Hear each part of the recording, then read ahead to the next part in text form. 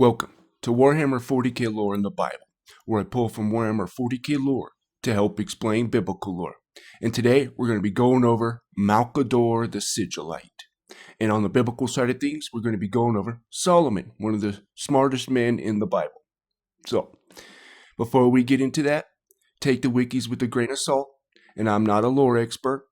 Also, if you like what you see, please consider a like and subscription, as that is what helps push the video out there. And I want to thank everybody for supporting this video, those who like it, dislike it, and if you disliked it, thank you for at least giving me a chance. And real quick too, I am going to be moving away from the wikis and start branching out and getting the most accurate lore that I can, because I keep getting burned by the wikis. So I am going to start, and also I want to progress my channel, you know what I mean, and get better and better and figure out better, editing styles and all that. So anyways, I just want to get that out there. So let's get started. Malcador the Sigillite, also known as Malcador the Hero by decree of the Emperor of Mankind, was the powerful psyker and scholar who served as the imperial regent when the emperor was away from Terra or otherwise engaged, and also as the first Grand Master of Assassins during the Great Crusade and the Horus Heresy eras. By the dawn of the 31st millennium, Malcador was over 6,700 standard years old and could remember his date of birth to the second.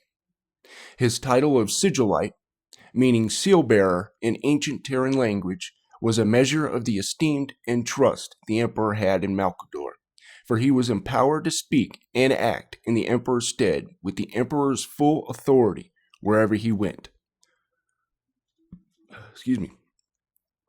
It was also a reference to the Sigillites, an ancient, highly secretive organization which had sought to gather and preserve all the greatest cultural artifacts of mankind from before the Age of Strife overwhelmed humanity's early interstellar civilization during the Age of Technology. Malcador had been a member of the Sigillites and was likely their last survivor. An extremely powerful psyker, perhaps the second most powerful mankind had ever known, save for the Emperor himself. Who could telepathically communicate over long interstellar distances. Malcador was also a close advisor to the Emperor during the unification wars of Terra, and the man credited with founding both the Adeptus Administratum of Terra and the Officio Assassinorum, as well as creating the organizations that would become the Imperial Inquisition and the Grey Knights. He also secretly served as the first Grand Master of the Assassins of the Officio Assassinorum and helped to establish the organization in an early incarnation. Malcador is also noted for having delivered the Chaplain Edict at the Council of Nicaea during the Great Crusade, which created a new group of Space Marines and chaplains who would maintain the order and discipline of their fellow Astartes legions. The chaplains were intended to keep watch for deviations from the imperial truth and the use of psychic powers which had been banned by the edicts of the Council of Nicaea. The former violations were to be dealt with summarily, the latter to result in harsh penalties of Astartes librarian who refused to voluntarily cease using psychic abilities as the Emperor had commanded.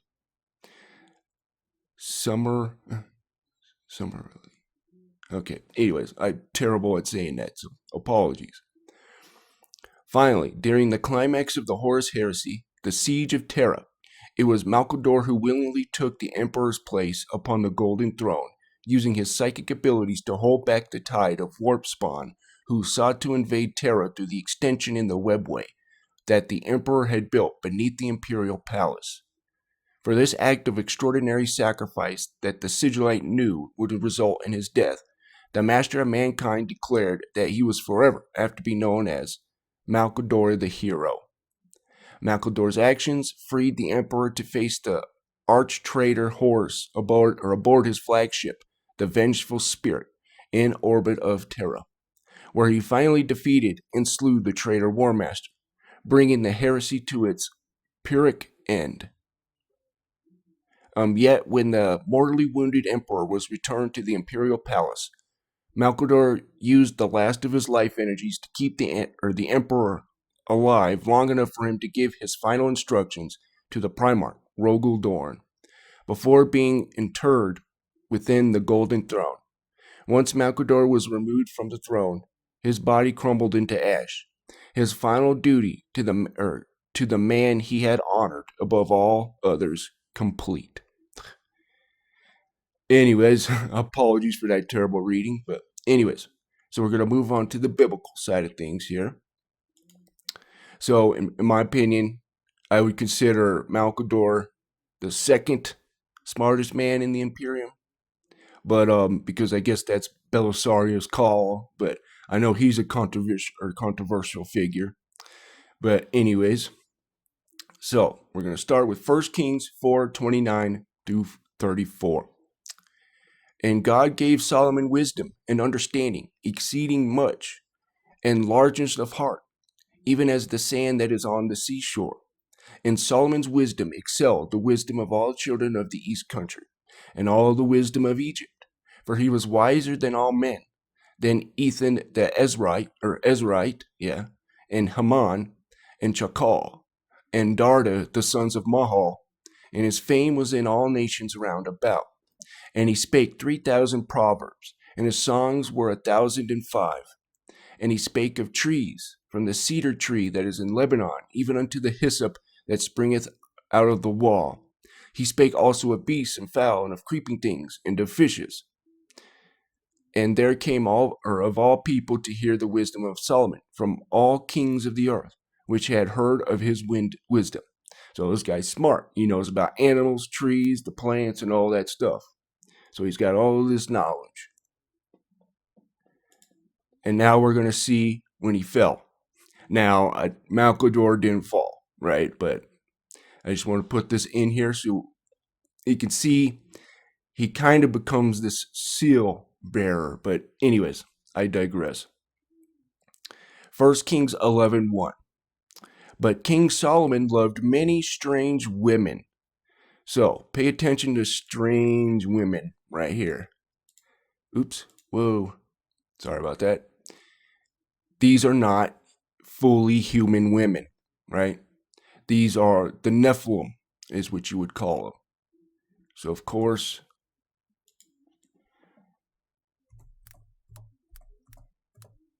we have Genesis 6. I didn't think about bringing this up, so apologies. Okay.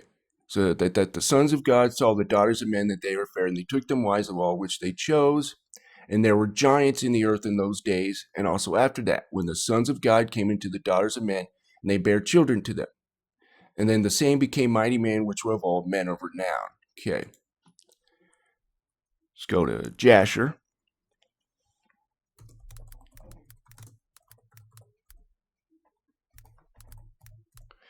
And if you ever want to check out like Enoch and all that, Wikisource is actually a really good website.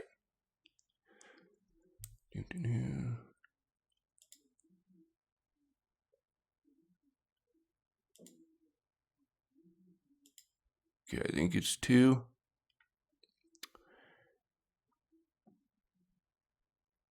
Or no, it might have been 4. Okay, my bad. So we're going to see that men are mixing animals and humans and all this stuff, okay? So verse 18. So this is the same story as Genesis 6, right? And their judges and rulers went to the daughters of men and took their wives by force from their husbands, according to their choice, right? And the sons of men in those days took from the cattle of the earth, and the beasts of the field, and the fowls of the air, and taught the mixture of animals of one species with another. This includes human and animal species, right? So, interesting stuff. Or in order therewith to provoke the Lord. And God saw the whole earth that it was corrupt, for all flesh had corrupted its way upon the earth, and all men and all animals. So that's what's happening. Oops, not that one. This is what's happening here with these strange women. These aren't fully human women. Okay. Together with the daughter of Pharaoh, women of the Moabites, Ammonites, Edomites, especially the Edomites right here, they were very heavily infested. Which, if you don't know, the Edomites are Esau, the line of Esau. And if you don't know, and the Edomites came into power during Jesus's day, right? Herod is hero for Edomite, or Edomite for hero. And they also took over the Sanhedrin, all that stuff. Which, if you, Esau and the Esauites, or the Edomites, they had an oath to where they were going to take their inheritance back, right? If you don't know, Jacob stole Esau's inheritance, right? Okay. Anyways, I'm sorry, went off on a tangent there. So the Zidonians and the Hittites, of the nations concerning which the Lord said unto the children of Israel, ye shall not go into them, neither shall they come in unto you, for surely they will turn away your heart after their gods. And Solomon clave unto these in love. So this is where they started to fall. Okay. Now, this is from the Testament of Solomon. This was written after Jesus. But it says something interesting here that I want to bring up about this star. Okay. So according to the Testament of Solomon, a young boy working on the temple is plagued by a demon sucking out his life force through his right thumb. Solomon prays about this problem and is given a magical ring by the angel Michael. Which, yeah, anyways. This object is something referred to as the Seal of Solomon. And it was supposedly shaped like either a pentagram or a hexagram. I would say like this. Like the Star of David. Using the ring, Solomon enslaves the demons and forces them to work on the temple project. Solomon is also able to interrogate the demons, learning the problems they cause and how to defeat them. Okay. Now, why do I bring that up? Because of this verse right here. Acts 7:43. Yea, you took up the tabernacle of Moloch and the star of your god Remphan, which figures which ye have made to worship them, and I will carry you away beyond Babylon. So, we have this seal of Solomon, right, that you see in a lot of occult stuff. It's called the Star of Saturn. Very interesting, isn't it? Very interesting. And as you can see, it says, you took up the star of your god Remphan. So this is where they fell. And it was probably started with Solomon. And if you don't know, Saturn is basically Lucifer, or Lucifer, in Isaiah 14:16 literally calls him a man. And in my opinion, this is Osiris, Kronos, Saturn, right? He's got a whole holiday based on him, but I won't get into that. But anyways, so this is that seal. And I didn't bring it up, but anyways, so very interesting stuff here. Now we're going to get back into Warhammer 40k lore here. And yes, I understand Malcador didn't fall. I was just bringing that up so you guys can see what happened to Israel. So Malcador, the first Lord of Terra. As the Great Crusade drew to a close in the early 31st millennium, the Imperium had achieved its greatest victory yet during the Ulanor Crusade against a massive Orc empire. After Ulanor was restored to the imperial rule, the emperor held a great triumph to recognize this high point of the crusade and to honor all the warriors of the Imperium, mortal and Astartes alike, for their valor. Okay. Go here. So during this triumph, the emperor proclaimed that His most beloved son Horus was to be the Imperial War Master and the new Supreme Commander of the Great Crusade's military forces, while he announced his own intention to return to Terra to pursue a secret project intended to benefit all mankind. Okay. Where is it? The Emperor had much. Okay. He drew to him certain advisors, chief among them Malcador the Sigillite and the Fabricator General of Mars, and issued them new commands. The Emperor also convened the First Council of Terra, unlike the War Council, overseeing the Great Crusade, of which Horus was now the leader as War Master. The Council of Terra would attend to the matters of the state and the establishment and maintenance of imperial law across the myriad of worlds of the Imperium. In particular, the Council of Terra was to administer the imperial tithe. Under its auspices would fall all the civil government of the Imperium. Man, I'm having trouble reading today. I'm sorry, guys.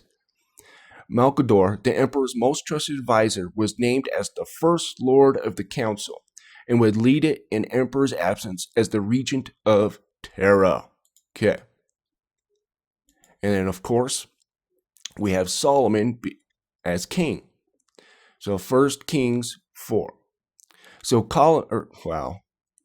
Solomon was king over all Israel, and these were the princes which he had: Azariah, and the son of Zadok, and the priest; Elohoreph, and Ahiah, the sons of Shisha, scribes; Jehoshaphat, the son of Eliud, the recorder; and Benaiah, the son of Jehoiada, was over the host; and Zadok and the Abiathar were their priests; and Azariah, the son of Nathan, was over the officers; and Zabud, the son of Nathan, was principal officer and the king's friend. So we kind of have this council, right? And Ashihar was over the household; and Adoniram, the son of Abda, was over the tribute. And Solomon had 12 officers over all Israel, which provided victuals for the king and his household. Each man his month in a year made provision. And these are all their names. So, anyways, so you can see Solomon, king, or you could say High Lord of Terra. But anyways, in this council with him, right? That's over Israel. All right. Now here we go. Now we're going to get into the founding of the Grey Knights. So it was Malcador who convinced the Emperor of the necessity of creating a new force of Space Marines, specifically tasked with fighting the threats of the warp. The Emperor would later concede he had made a mistake when he created the original Legiones Astartes, for they had been intended to fight the threats to humanity found only in the physical realm, and not the far worse horrors of the Imperium. The Emperor had believed that the ruinous powers would not be able to interact with the physical realm as easily as had proved the case, or to corrupt his most powerful servants with such little effort. The creation of the new corps of Psychic Space Marines was intended to remedy this terrible oversight. Among the 12 individuals Malcador had presented to the Emperor in the days before the Siege of Terra, when he took the master of mankind's place upon the golden throne, were many of those who had already served the Imperium well. 8 of the 12 were Astartes, drawn from both the Loyalist and Traitor legions. These included many of the most prominent of his own knights errant, including Tylos Rubio, Macer Varin, Janus, and Epimetheus, and Chiron. Among the mortals were the former Iterator Cairo Cinderman, the former Remembrancer Lemuel Gamen, and the Silent Sister Amendera Kendall. Say those 5 times fast. After they were presented, the Emperor gave his approval, noting that Malcador had chosen well, and the project should continue. Malcador had decided to split the group up to deal with very different tasks set before them. The four mortal lords were kept separate from the Astartes and moved to lay the framework of what became the early imperial secret police, or force known as the Inquisition, while the Space Marines traveled with Malcador through a webway portal to the moon of a gas giant of Saturn known as Titan. Through the use of Malcador's abilities, Titan had been cloaked from the ravages that have befallen the Sol system during the battles of the Horus Heresy.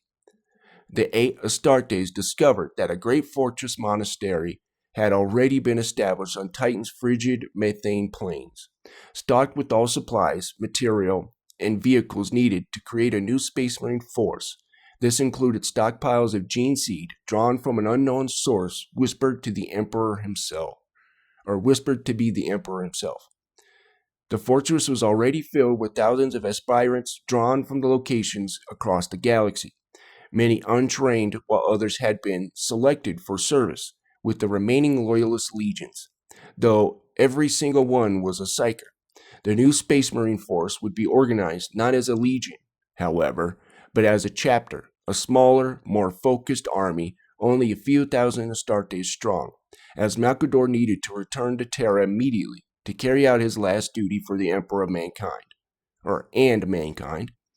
He chose Janus to serve as the first Supreme Grand Master of the new chapter, which was to be called the Grey Knights. As he left, Malcador cast his last and greatest psychic enchantment. The entire moon of Titan was hidden within the shifting tides of the immaterial, shielded from its many dangers by the macro-Geller fields and the sigillite rites of protection that had been prepared on the moon beforehand. In this way, Titan and its Grey Knights were protected from the final battle of the Horus Heresy, while Janus and his 7 comrades built and organized their new chapter safely within the warp. Titan finally emerged into the Imperium approximately 1,000 Terran years later in the 32nd millennium. The Great Knights, now a fully forged chapter dedicated to the defense of mankind from the demonic terrors of chaos, contacted the Inquisitor Lestan Nimiguin Veritas, once known as Cairo Cinderman, to let them know they were ready to join the fight. In the wake of the War of the Beast, the Grey Knights would become highly classified chamber militant of the newly formed Ordo Malleus of the Inquisition. All right. So I just thought this was interesting. This has not really to do with Solomon, but they were founded kind of on the same thing. So, anyways, the Knights Templar, also known as the Order of the Poor Fellow Soldiers of Christ and the Temple of Solomon, were a Catholic military order that operated in Europe during the Middle Ages. The order was founded in Jerusalem in 1118 by Hugues de Payens and Godfrey de Saint-Omer. They were one of the most popular and wealthiest military orders in Western Christianity. The Knights Templar. I changed it there, huh? Anyways, it has nothing to do with the Bible, so we won't get into that. I just put that in there just for the heck of it. But we also see that Solomon was the one who built, the temple, right? You see. So, verse 1, chapter 6. And it came to pass in the 480th year after the children of Israel were come out of the land of Egypt, in the 4th year of Solomon's reign over Israel, in the month of Ziph, which is the 2nd month, that he began to build the house of the Lord. And the house which King Solomon built for the Lord, the length thereof was 60 cubits, and the breadth thereof 20 cubits, and the height thereof 30 cubits. And the porch before the temple of the house, 20 cubits was the length thereof, according to the breadth of the house. And the 10 cubits was the breadth thereof before the house. So let me go down here. Where is it? Okay.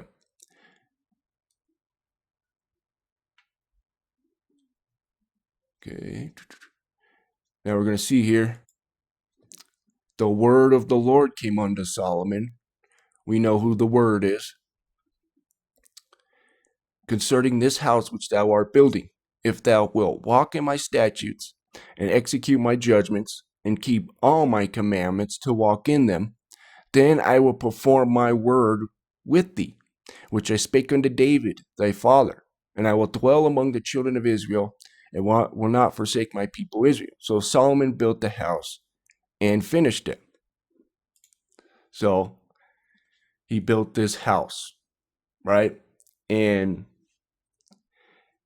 I guess you could say it was for the Lord and stuff, but it was this temple to where you would come in, do the deeds. You would offer up peace offerings, burnt offerings, all that stuff.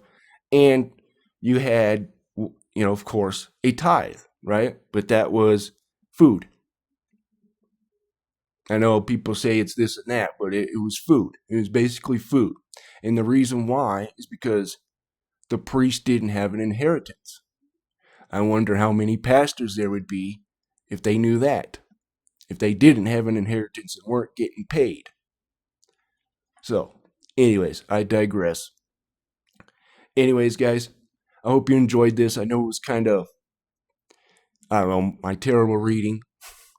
So I apologize for that.